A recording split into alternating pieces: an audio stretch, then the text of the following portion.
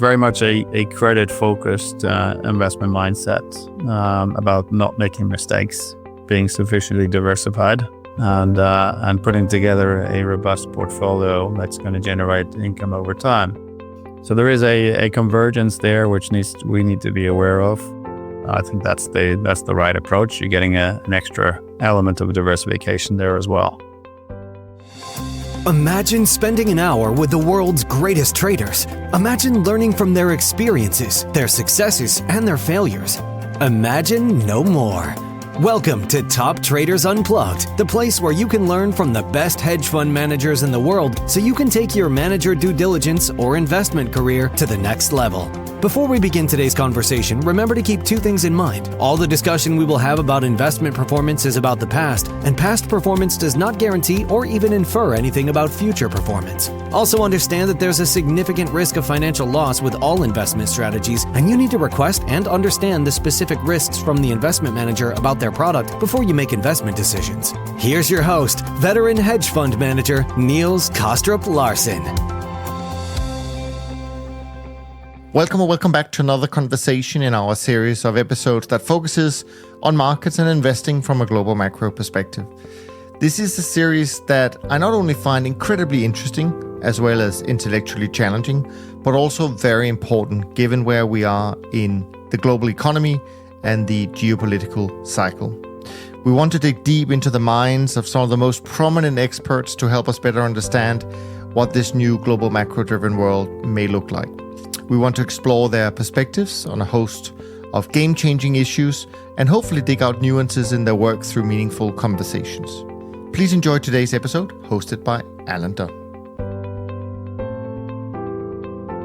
Thanks for that introduction, Niels. Today, I'm delighted to be joined by Cian Walsh. Cian is head of hedge funds and private debt at Formue in Norway. Formue is one of the largest independent wealth managers in the Nordic region. In his role, Cian leads a team responsible for selecting and allocating to hedge fund and private debt managers. He's worked in the markets over many years on the sell side and the buy side. Was previously an emerging market debt portfolio manager at BlueBay. Cian, great to have you with us. How are you doing? Thanks very much, Alan. Great to be here. Good stuff. Well, great to get a Nordic perspective. We haven't had that before, I don't believe. And you've had an interesting route to living in the Nordics. I know you're a fellow Irishman, but you've taken an interesting route to ending up in Norway. So tell us a bit about your background. Yeah, no, it's been quite a journey. So as you say, Irish, grew up in Ireland, but only until around 8 years old. Then family moved to Africa, to Zimbabwe. So I guess that was my first taste of emerging markets. Spent about 6 odd years there, back to Ireland, and then on to Scotland to study.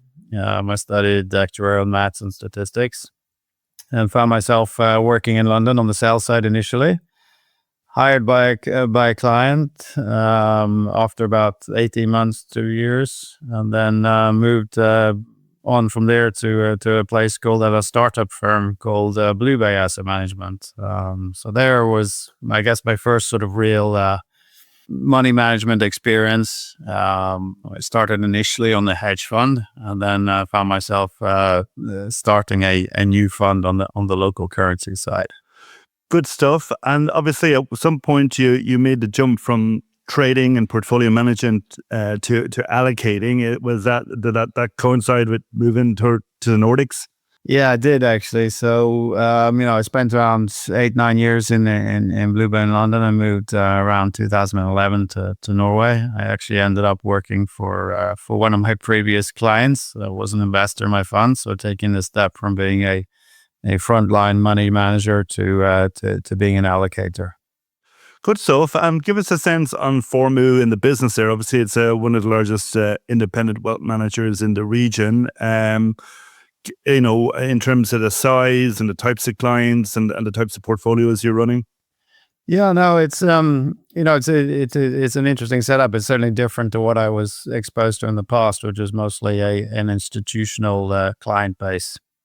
Formue, basically what we do very well is repackaging or introducing a sort of institutional asset class diversification to private clients. So that means we do do run portfolios. They go everything from liquid public assets, both debt and equities, all the way through to vintage structures in private equity and real estate.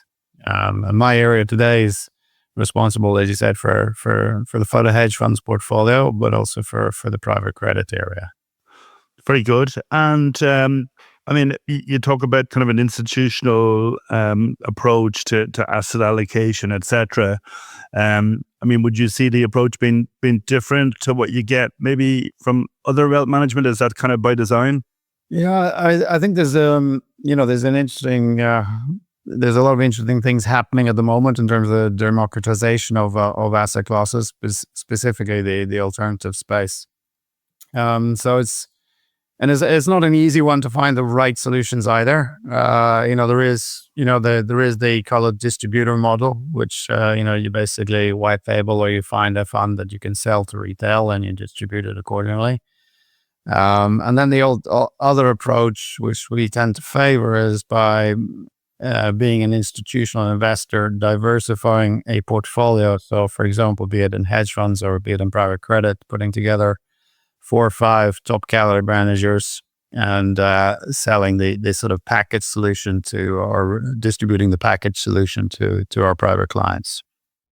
Very good. So obviously you've given a sense on the kind of the asset allocation approach. I mean, there's a lot of talk in the markets about a new regime in markets, a potential regime shift. Obviously, we had a higher inflation environment for a few years there, but that's come down a little bit. I mean, from your perspective, do you think the macro backdrop now calls for a different approach to asset allocation? Yeah, certainly from my perspective. I mean, it's not to say that we're doing anything right here and right now, but it's under consideration and on the drawing board in terms of what is the actual right framework. I think we have had a sort of classic strategic asset allocation model in the past, which as you well know and you've written about as well, it's quite a siloed approach. So you have private equity is just there. There's no consideration for the common risk factors that you will find across the equity markets, be it private, be it public. Similarly for credit. So I think those areas are areas for improvement, areas to explore, areas to, you can see from the likes of Man Group and others that they're trying to adopting a total portfolio approach, which will consider all the risks, which in a sense should make a portfolio from an asset allocation perspective far more flexible than what we've been used to in the past. Typically speaking, you've had a 30-40% allocation of fixed income, similar to equities, and then a bucket of 30-40% to alternatives. And that's the model we've run for many years. But therein lies the first problem, right? If you bucket all the alternatives together, then you're assuming the liquidity is the same. You're assuming the risks are the same. They're clearly not. You can go everything from asset-backed investment-grade debt to venture capital on the equity side, and you've got 2 very, very different risks and 2 very, very different liquidity profiles. So in that sense, it doesn't really make a lot of sense to bucket them together. That's kind of a change that you've gone through in recent times. Is that fair to say? I would say we're in the midst of it, and figuring out the right way to do this. It's not, if we had a client of one, it would be a fairly simple and straightforward discussion. We don't. We have 5, 6, 7,000 different clients with each with their own risk profile, all looking to express their own preferences both for liquidity and for risk and return. And obviously, you've got mentioned a large number of clients. Do you have model portfolios, presumably, and categorize clients that way, or try and customize as much as possible? Yeah, I think the market has moved in a direction of, call it mass customization, which basically means in order to succeed from the commercial aspect, you need to have that menu approach, where people have the full suites at their disposal. At the same time, that can end up with a very complex portfolio building exercise. very often that's beyond the expertise of the clients in question. They might want a simpler approach, and you can certainly see that out there in the sort of larger private banks, be it a JP Morgan or Morgan Stanley. That's the approach they tend to go down after a while, where you have the menu option for anyone that wants to choose that route, and you have the kind of one-stop portfolio solutions or model portfolios as you point towards. Interesting.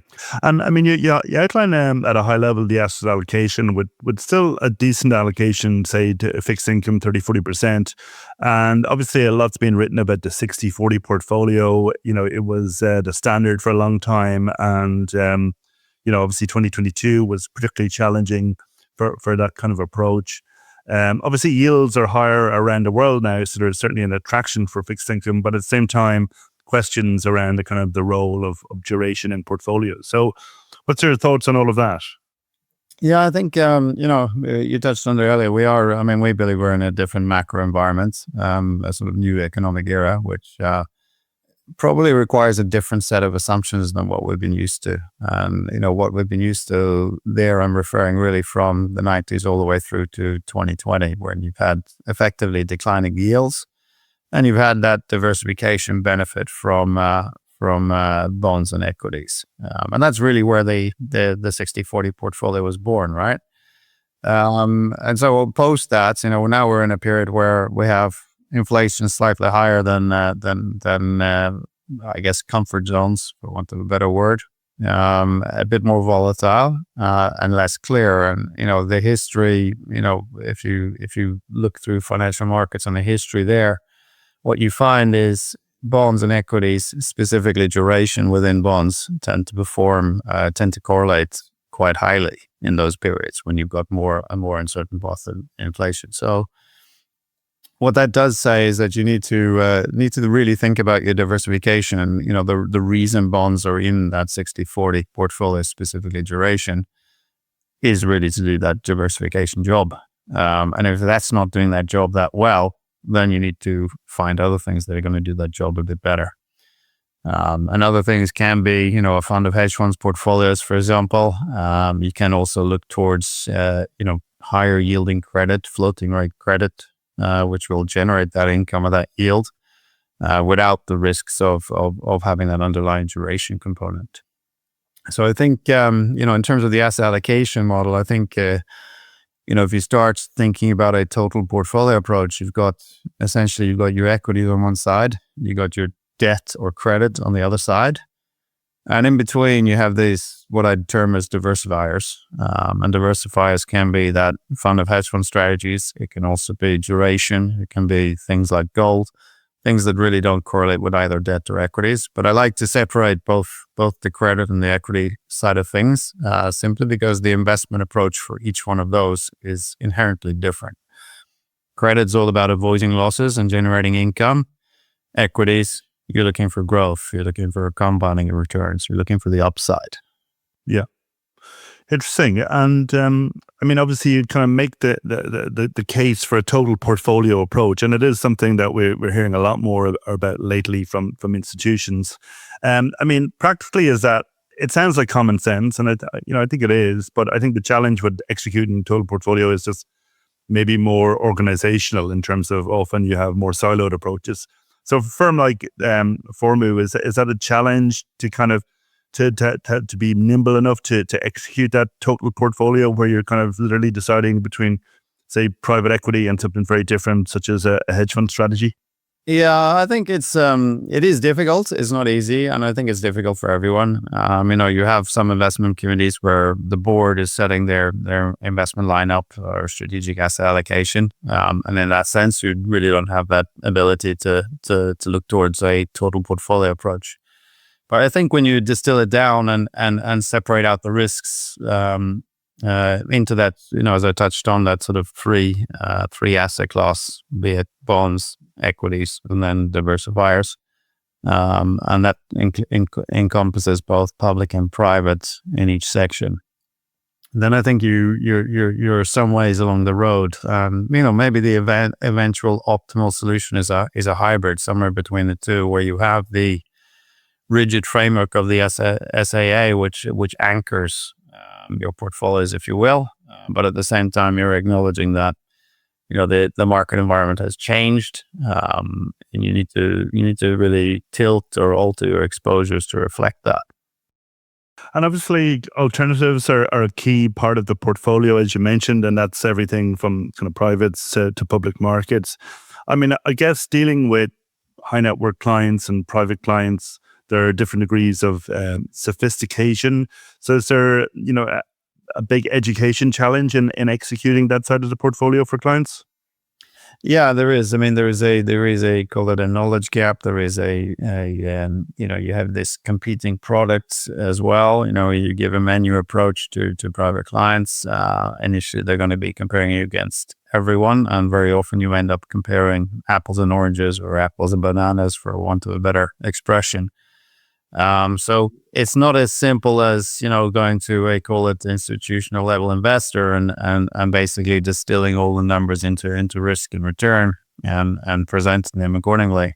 Here you're more about, okay, what is the function of this in the portfolio? What is it going to do for you? And focus on that side of the equation. So there is storytelling involved. There is educational involved. But it's more about customizing that portfolio and that risk profile for each individual client so that they understand the risks and the type of volatility they should expect around their portfolio.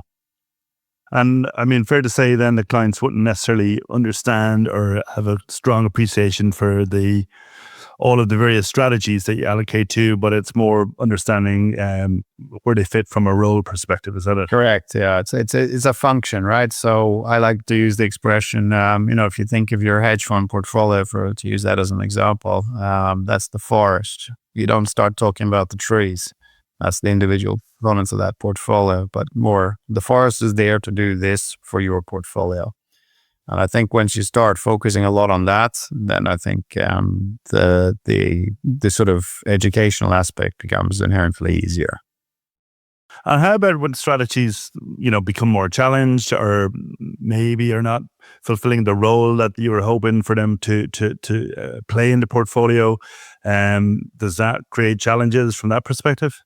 For sure. I mean, this is up your back alley now, right? In terms of trend and systematic, that's probably the most challenging strategy to explain. It is a black box for most people, and questions will always be raised when it underperforms, as it has done for the last since 2022, in fact, and that's our results have been okay. We've had solid results in protected capital okay in 22, generated decent returns in 23, 24. So the vast majority of our clients weren't really aware of the drag that we've had from, call it the systematic exposure, which we believe is one of the few areas which can really benefit from, call it a higher inflationary backdrop.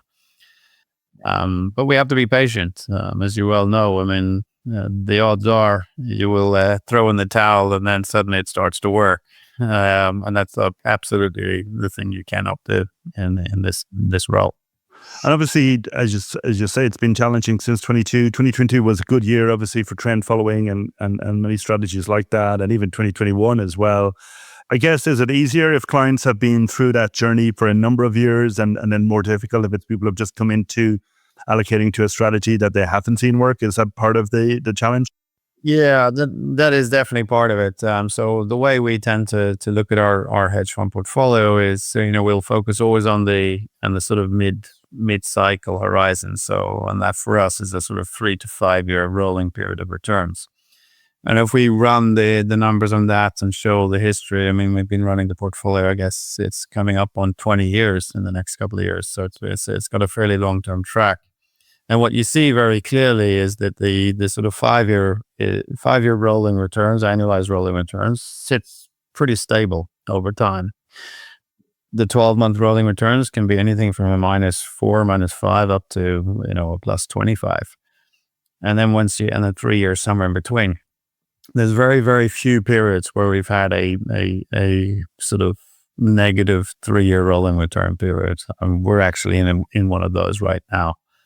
And there, the question, should you exit a manager? Should you double down on a manager? There's a whole lot of, they call it asset allocation or manager selection discussions that go around in that type of period. Yeah.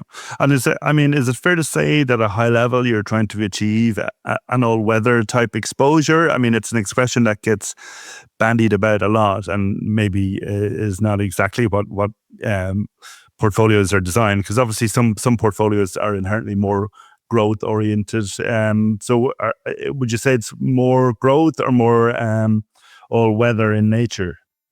Yeah, I would say it's more all-weather. We have elements of everything in there. So the way the portfolio has been set up and around the last decade, since I've been here, has been, it's there to be both a complement to traditional 60-40 public bonds and equities portfolio and a substitute. There's a couple of ways you can think about that. So one is the complement.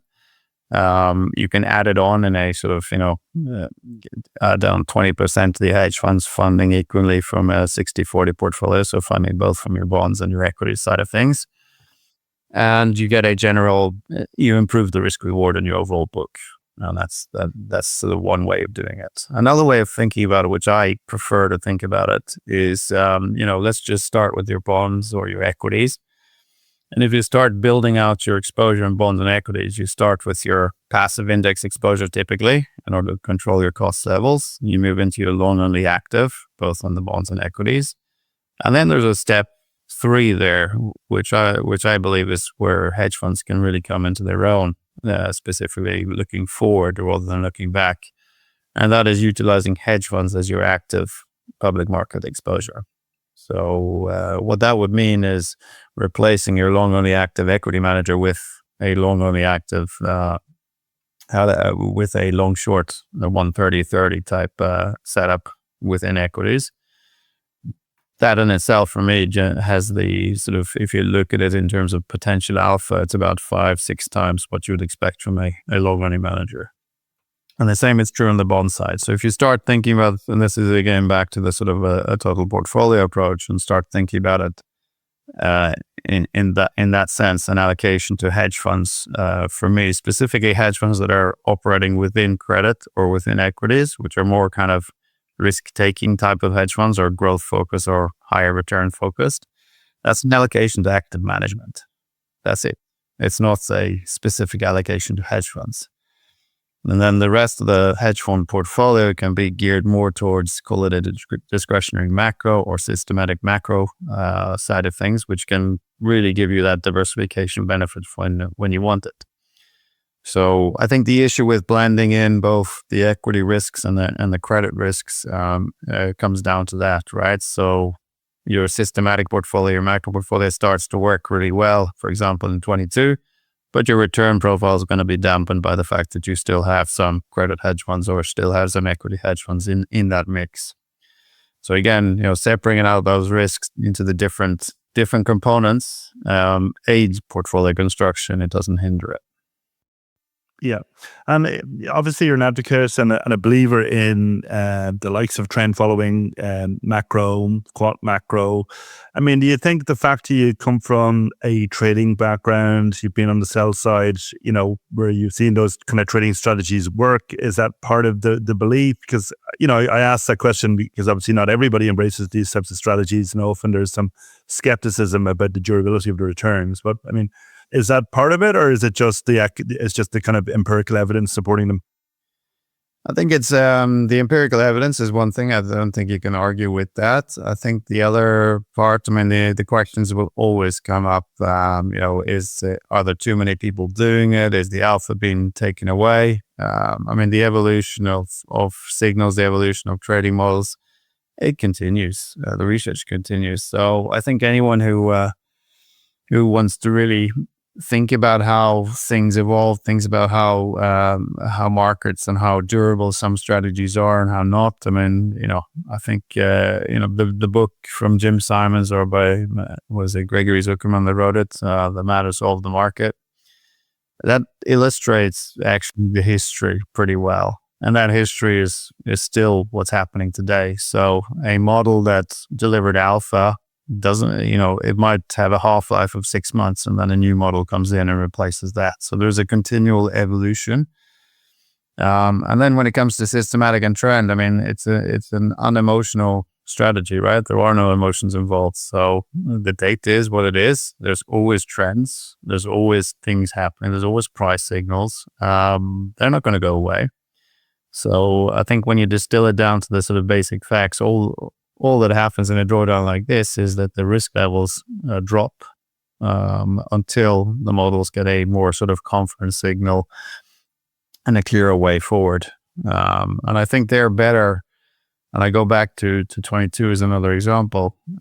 Systematic and models, if you get a drawdown, or even in 2020 during COVID, right? So if you got hit on that in those type of sort of systemic shocks, the recovery from your systematic fund versus a discretionary macro fund, the recovery from the systematic tends to be quicker than what you'd see from a macro fund that has suffered a similar drawdown. There's obviously the psychological impact as well. So that's a very interesting way to sort of think about these things. So obviously, discretionary macro has done better the last 2 years or so, significantly better. So they're on the front foot, so to speak, whereas the models are on the back foot. But the models can tolerate that. They're not going to be hindered psychologically, if you will, in terms of the opportunity set going forward. Yeah, but it sounds like you're a believer in having both types of approaches in the portfolio. Correct. Yeah, I do. We have our macro book is pretty much evenly split between discretionary and systematic today. Yeah, interesting. And I mean, playing devil's advocate, I mean, people say to me, "Oh, maybe trend following won't work in this environment. Look at, we've got on-off on tariffs. We've got, tweet risk. We've got policies that last for a day or two and then are reversed. You've got geopolitical risk spikes and a reverse. And obviously, we've seen that challenging trend following.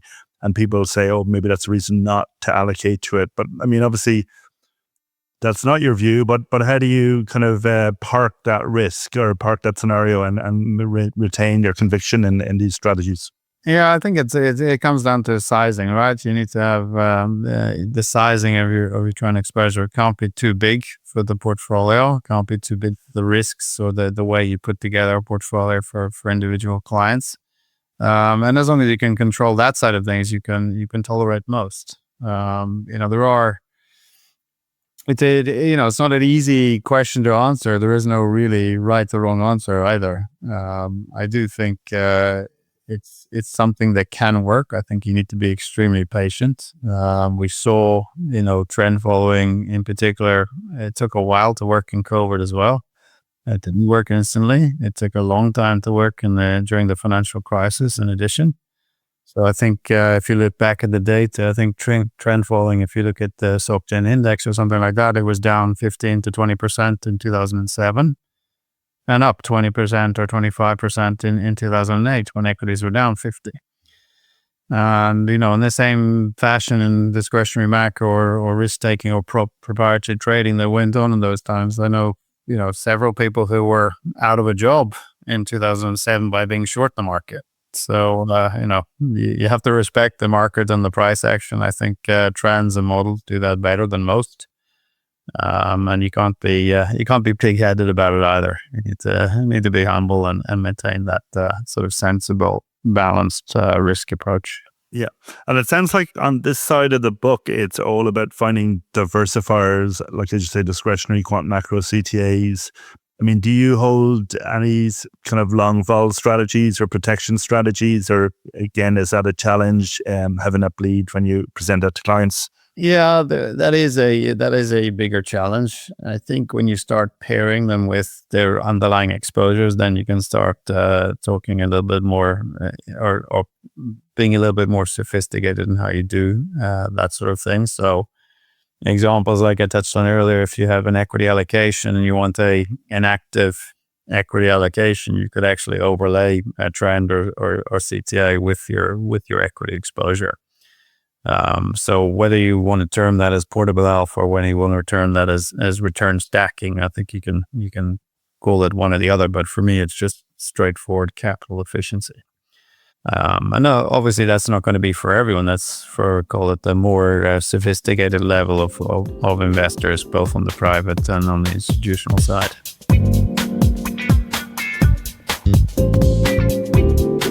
I mean, obviously, you're very active in terms of the hedge fund side, selecting managers. I mean, give us a sense on the process for manager selection. How do you kind of survey the universe and then go from having a broad universe of potential managers then to bringing those through to actual allocation? Yeah, I think it's the biggest challenge, and I describe this as the hedge fund manager S-curve. So this is like your standard product development S-curve. So you see the initial idea or initial product start to be developed. The biggest risks you have are in the first sort of 12 to 18 months. And, a hedge fund at that point is literally like a small business. So 9 out of 10 small businesses go out of business, and hedge funds are no different.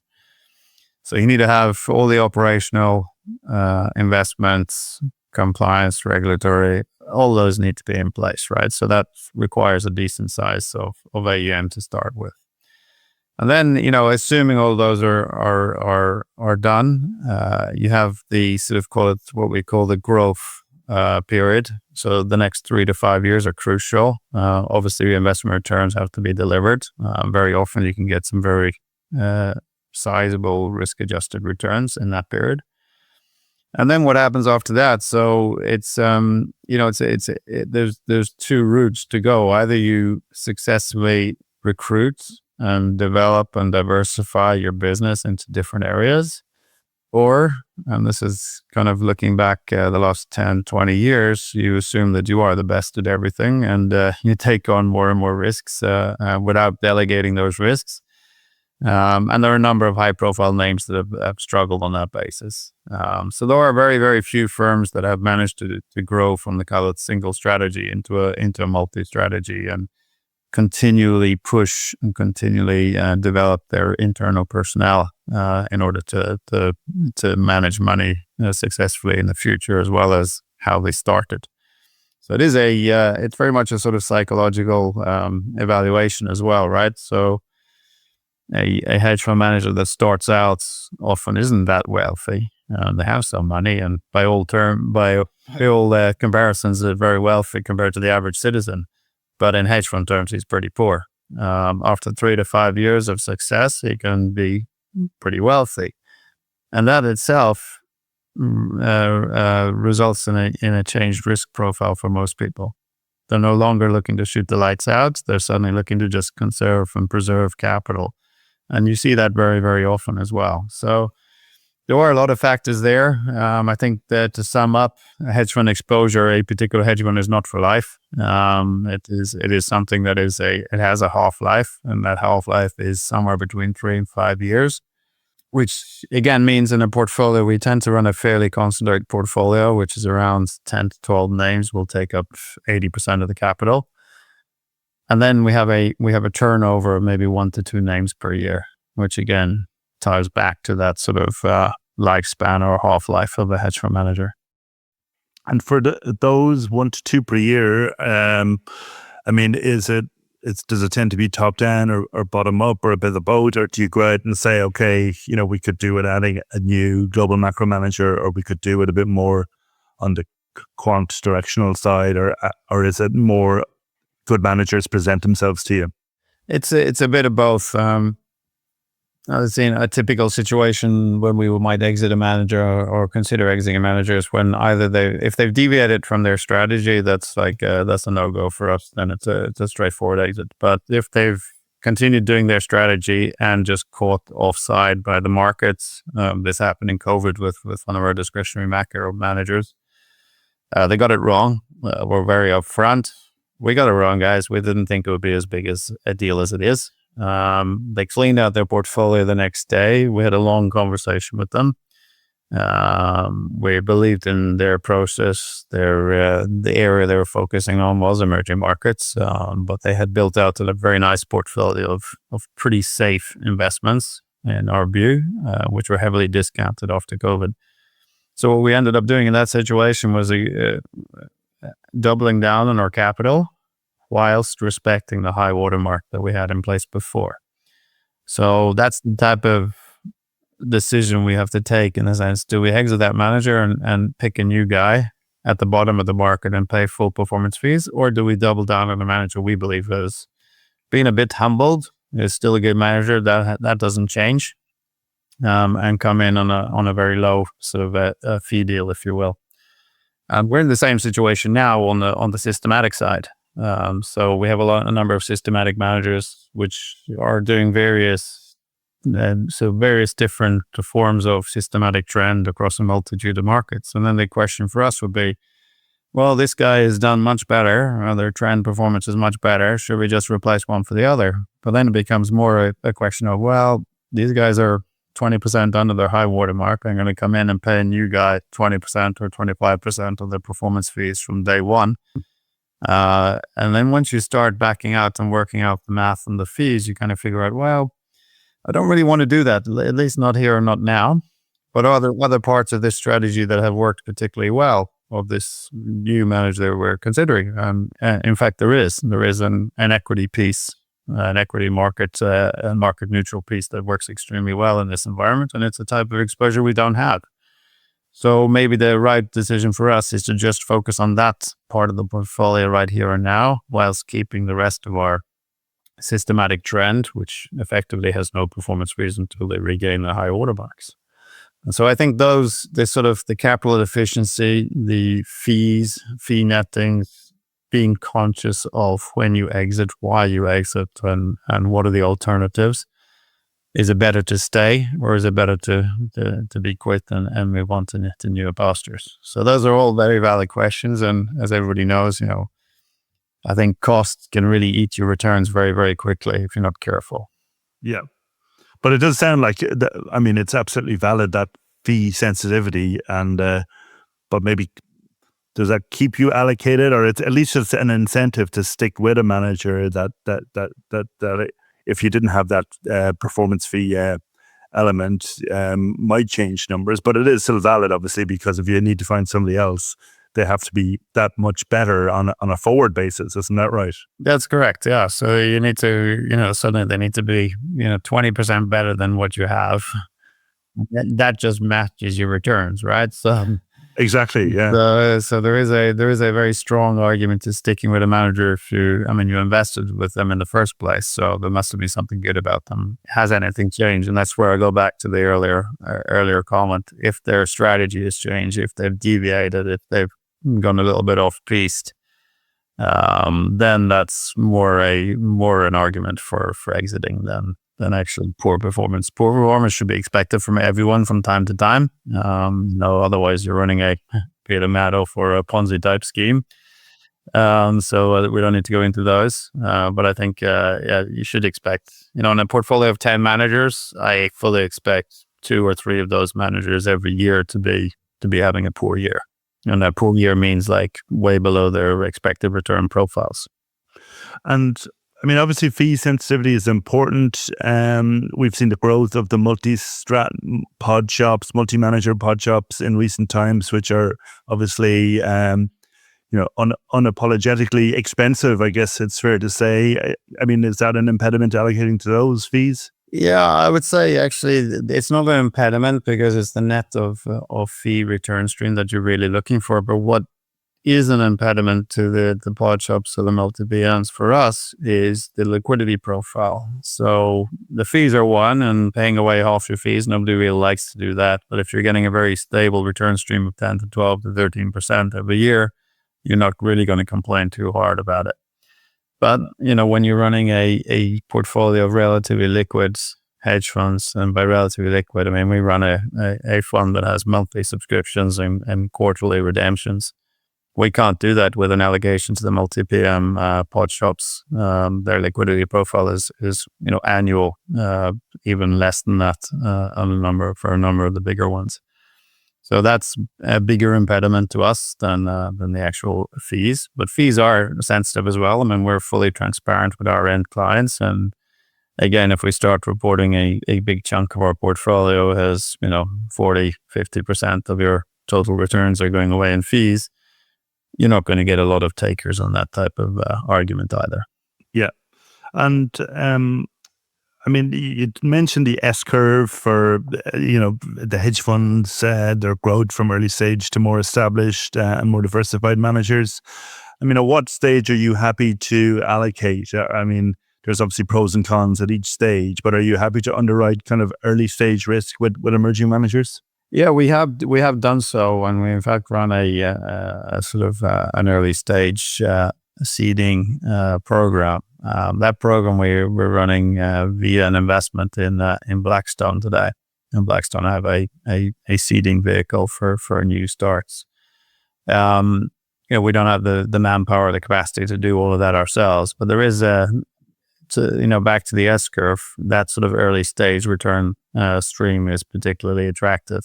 So there is a number of things there to unpick, but you do need the capacity and network to do that job successfully. So, but early stage managers, we have invested in off our own hand. Very often it's been a sort of a very good team that we've known very well, spinning out and looking to form their own fund, managers. So we have had some early stage and successful spin outs of larger from larger enterprises. Interesting. And I mean, you mentioned the experience with the BlackRock entity. Are there managers that have kind of graduated from being in kind of an early stage allocation into being more of a full allocation in the portfolio? Yeah, there's we tier them. So we have a sort of entry level for us is a 2-3%, sort of call it a stakeholder position, if you will. And then we move up into call it a tier 2, and that's somewhere between a 4 to 7% allocation. And lastly, we have our tier 1s, and they're up to sort of 7 to 10% type allocation. Some of them do go over up to 11, 12, depending on performance, etc. But those three tiers tend to be how we run things. And, I mean, the process of selecting managers is subject to a lot of different behavioral biases. To my mind, it's quite a different skill to asset allocation or trading. But curious to get your perspective on that. Yeah, it definitely is. It's there are a lot of things to cover there. The due diligence, operational due diligence can be quite intensive. We do use Allburn and their data and analytics. And if we feel the need to run an operational due diligence in conjunction with them, that's something we happily pay for. So it is a different skill set. It requires a little bit more time. I think the way we like to approach it is, let's just take equity long short to start somewhere. So the equity long short universe, we have tended to go away from the global long short managers and focus much more on sector specific, where we believe there is a greater alpha potential. And within the sector specific, we've looked at the likes of energy transition, healthcare, basically subsectors of the equity market where we see mega trends in place or structural trends in place. And then it's about finding the right manager. They probably are running a low net beta, which we're happy to take in that scenario because it sort of aligns with our sort of macro or backdrop or other longer term structural trends in the market. And I mean, it sounds quite intuitive and compelling. You have these structural trends at play, which should throw out better opportunities. I mean, do you think your experience supports that?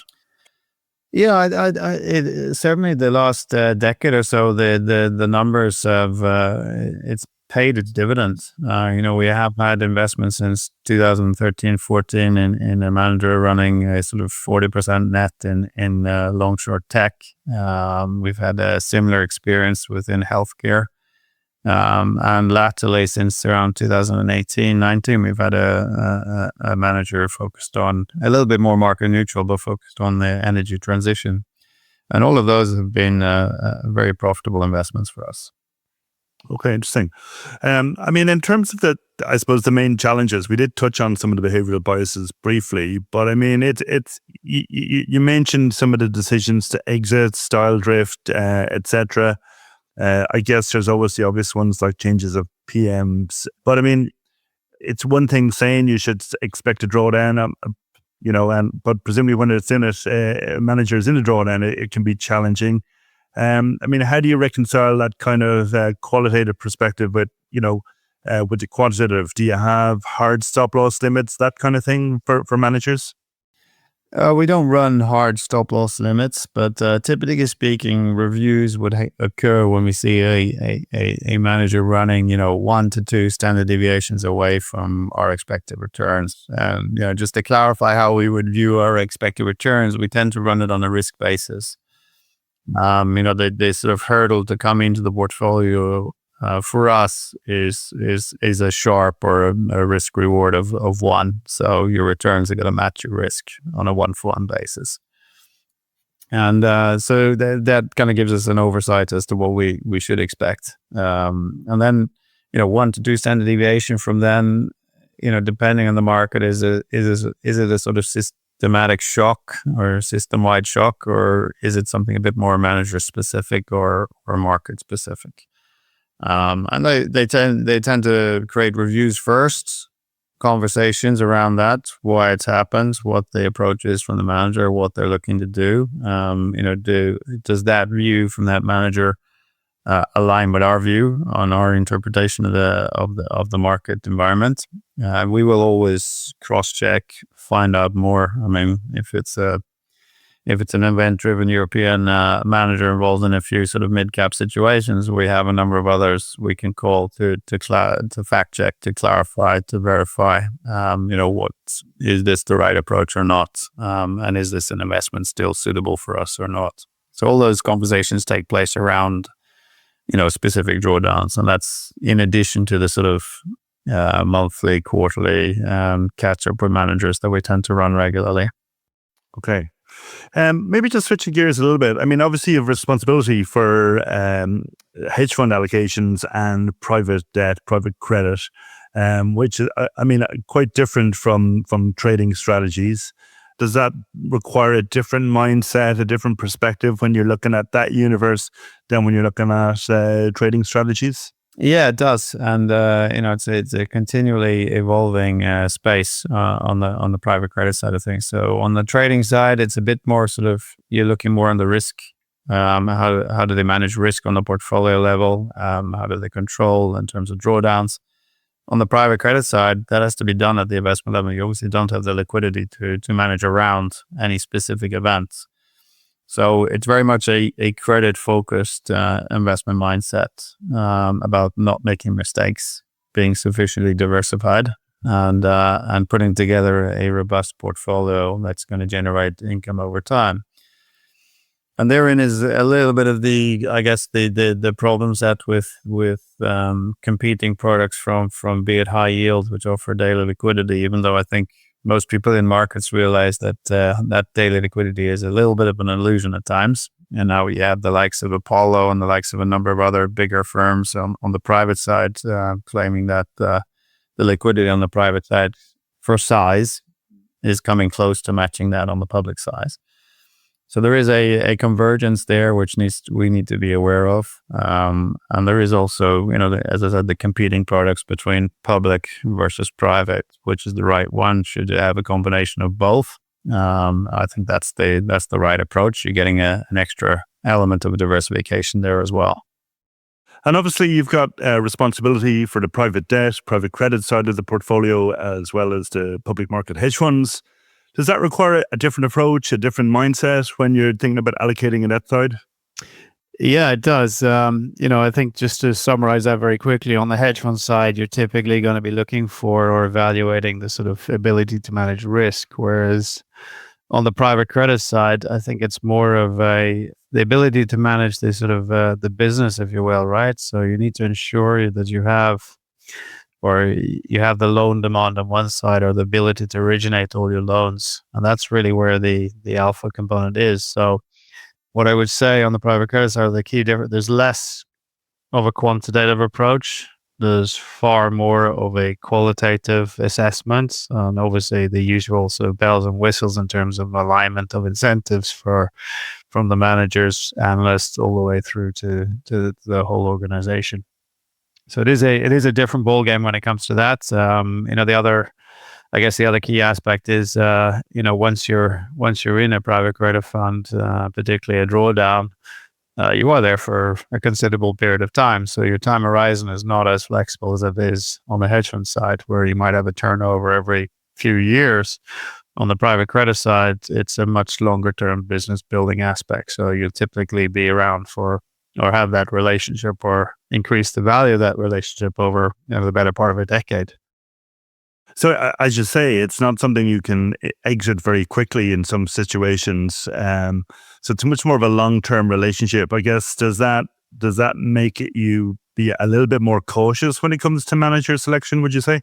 Yeah, I think that's correct. I think you could probably, a hedge fund investment for me would be more, if you think of your classic sort of equity analysis, equity investments, whereas on the private credit side, you're going to be looking more as a credit investment. And in credit investments, you want to avoid losses at all costs.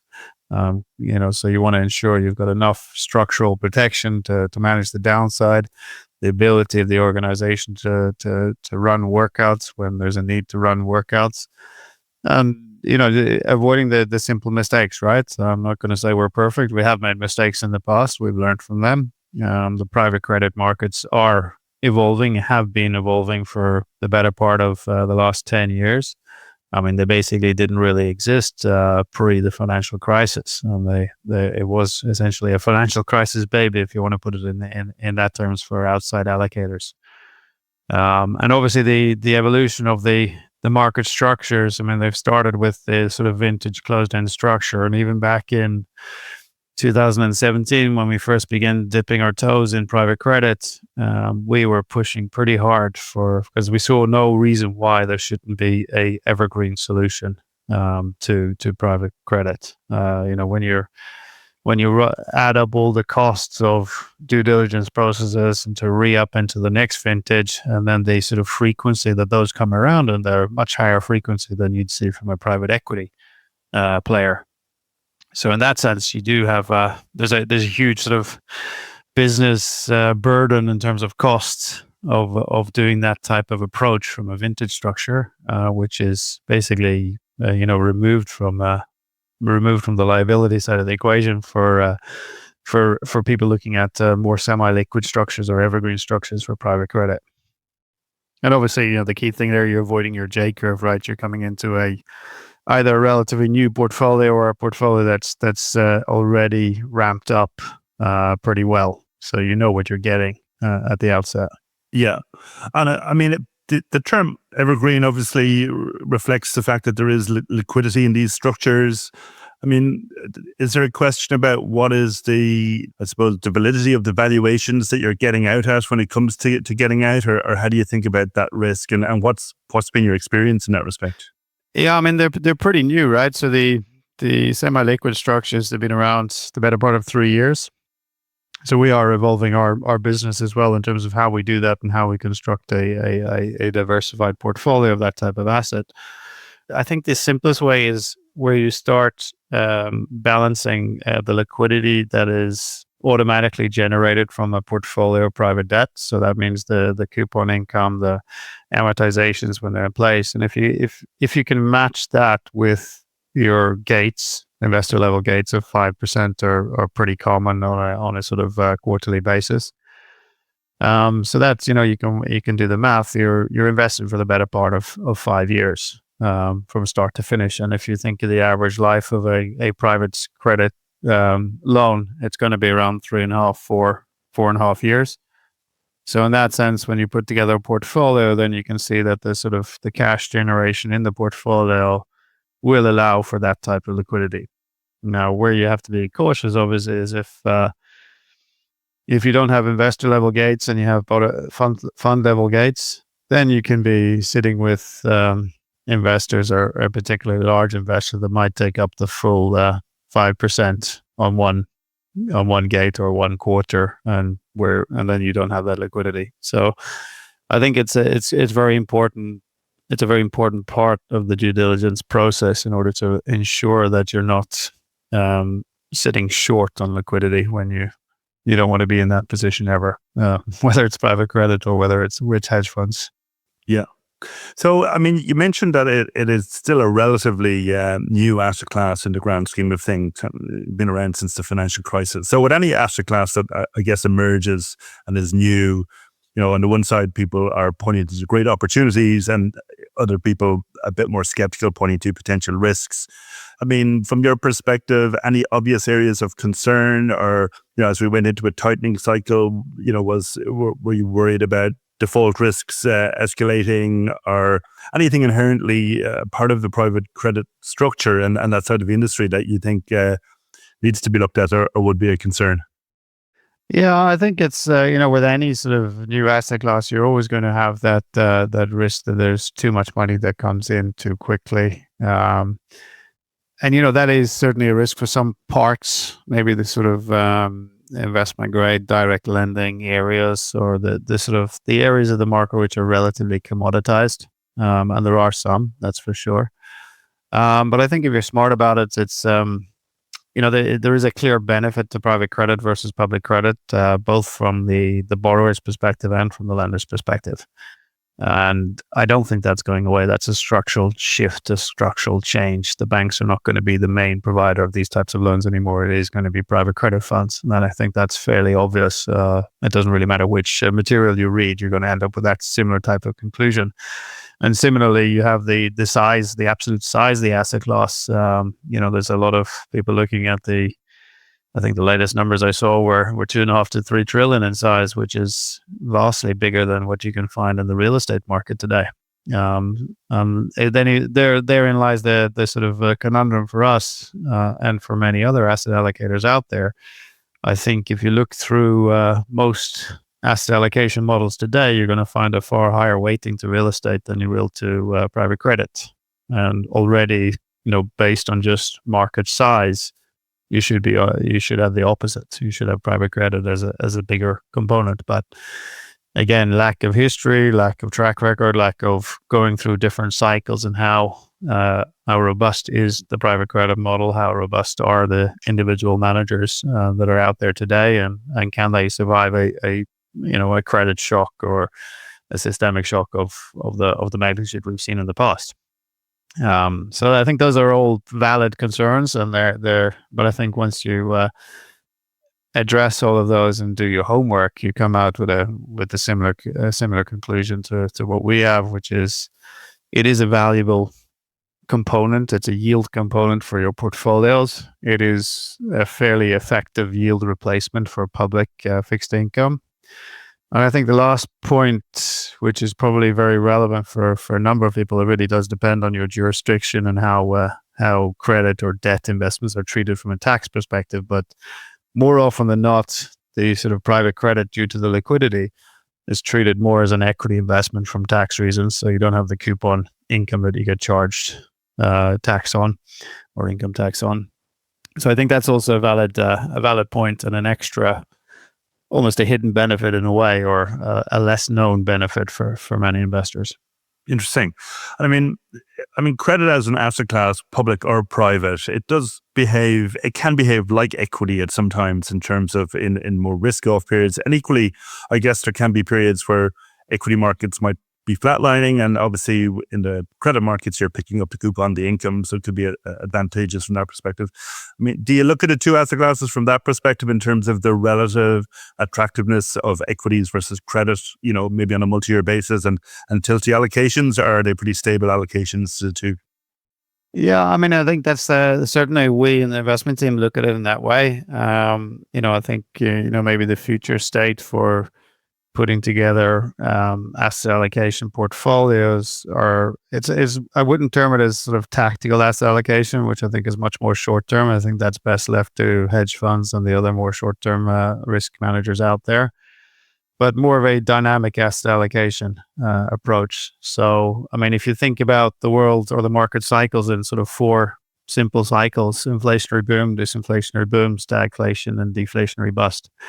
Most portfolios, the 60-40 model in particular, has grown within the disinflationary boom from the 80s through to 2020, call it.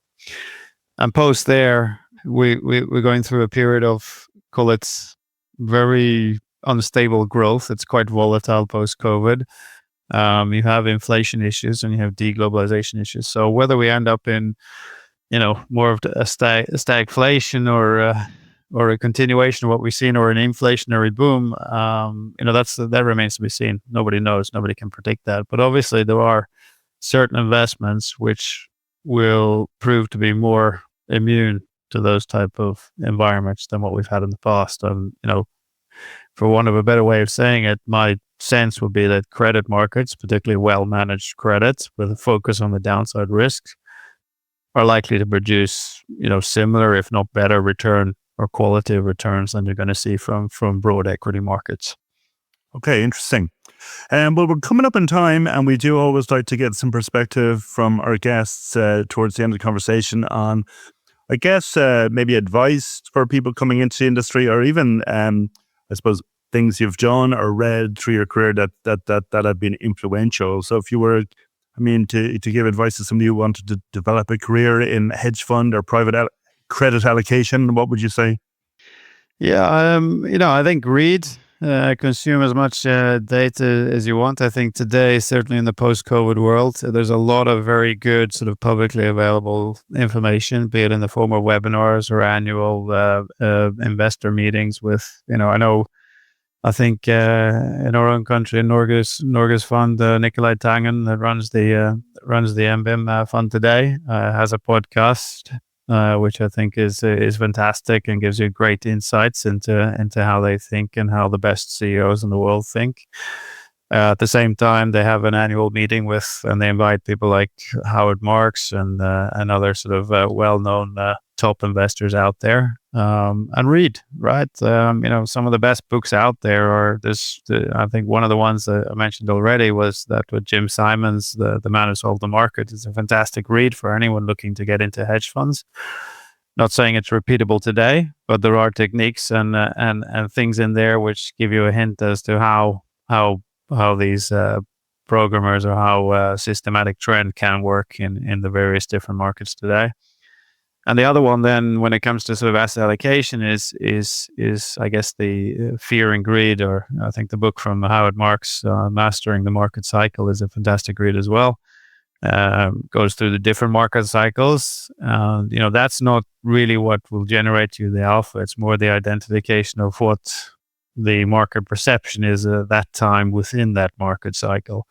So whether they're over optimistic or over pessimistic, those are the key sort of areas in terms of market pricing that you can generate some extra alpha.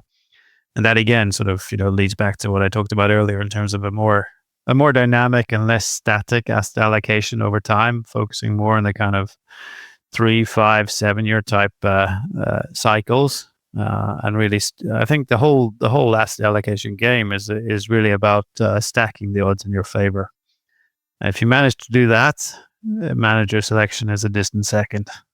Okay, interesting. Well, yeah, it's maybe a topic for a follow-up topic for another day. But Cian, thanks very much for coming on today. It's been great to get your perspective and hear about your thoughts about allocating to hedge funds and doing asset allocation. As I guess our guests will infer from the conversation, it's a world in the midst of a potential regime shift. We don't know exactly what it's going to look like, but it certainly is changing. And having good thoughts on asset allocation is certainly critical for navigating the current environment. So from all of us here on Top Traders Unplugged, thanks for tuning in. We'll be back again soon with more content. Thanks for listening to Top Traders Unplugged. If you feel you learned something of value from today's episode, the best way to stay updated is to go on over to iTunes and subscribe to the show so that you'll be sure to get all the new episodes as they're released. We have some amazing guests lined up for you, and to ensure our show continues to grow, please leave us an honest rating and review in iTunes. It only takes a minute, and it's the best way to show us you love the podcast. We'll see you next time on Top Traders Unplugged.